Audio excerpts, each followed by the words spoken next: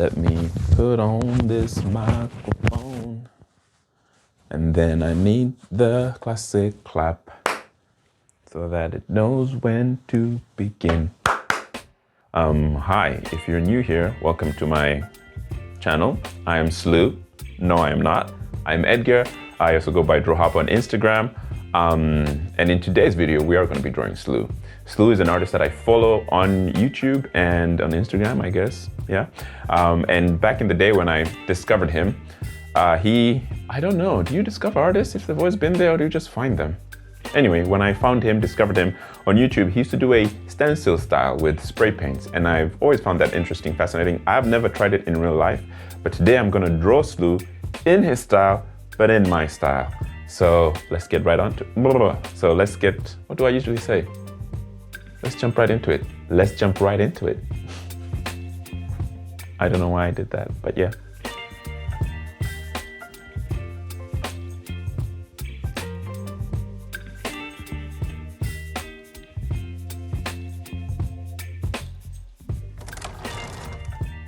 First things first, ideation.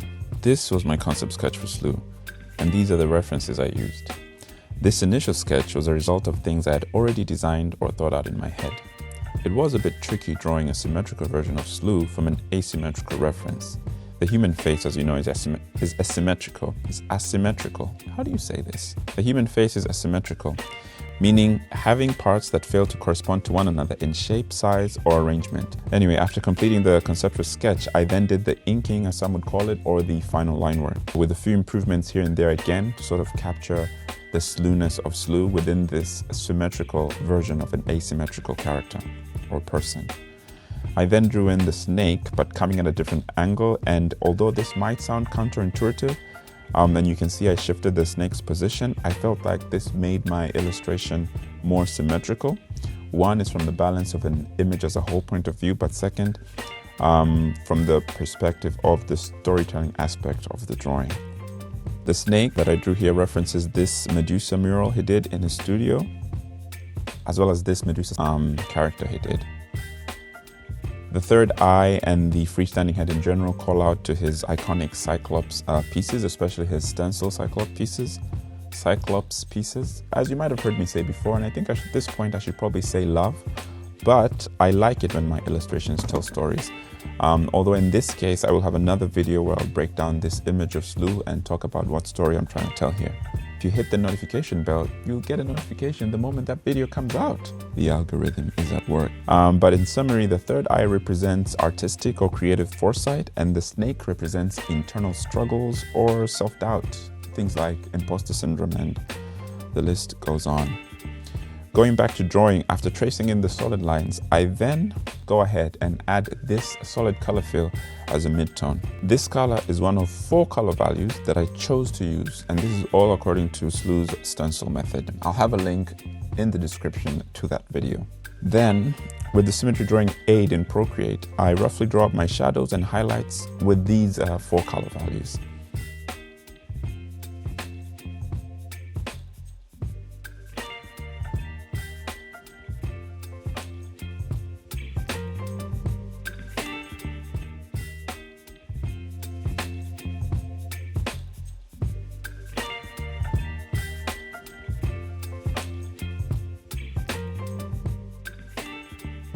I then add the shadows and highlights in solid colors on separate layers using the same 4 color values that I chose.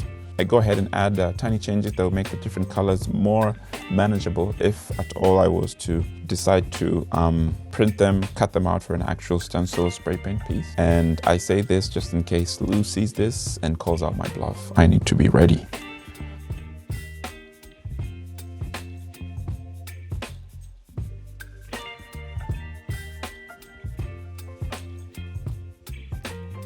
Finally, I moved this project to Photoshop to finish up the rest of the coloring, as well as add a bit of texture and character.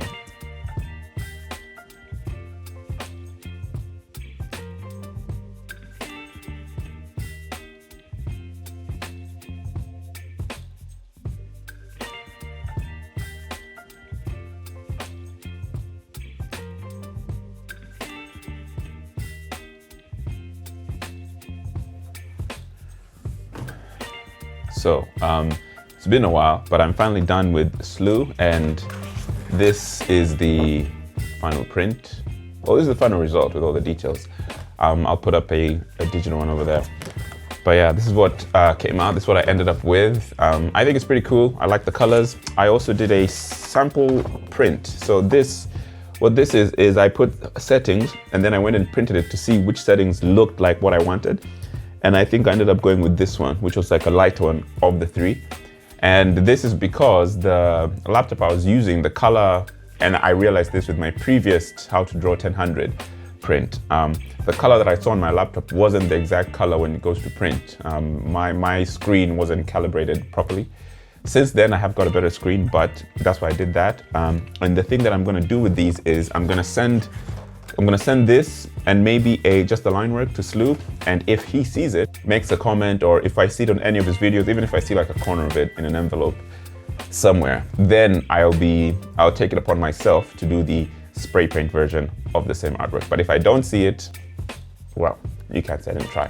And the reason I'm putting all these, I don't know if caveats is the word, or these terms and conditions, is so that I make it simple for myself. Because if I say, oh, if I send this to SLEW and I don't know, 10 people like this video, I'm gonna do the spray paint.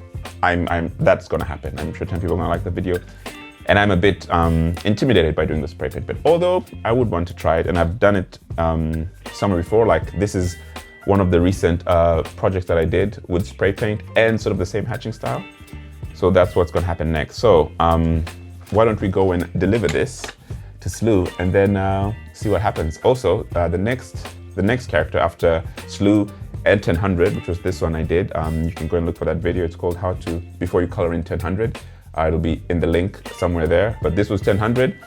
This is SLEW, and the next person I'm gonna draw has been hinted in this video. So if you go back and watch, you might just see who it is. But yeah, I'm excited for that too. Otherwise, I hope you guys enjoyed this video. I hope it brought you joy.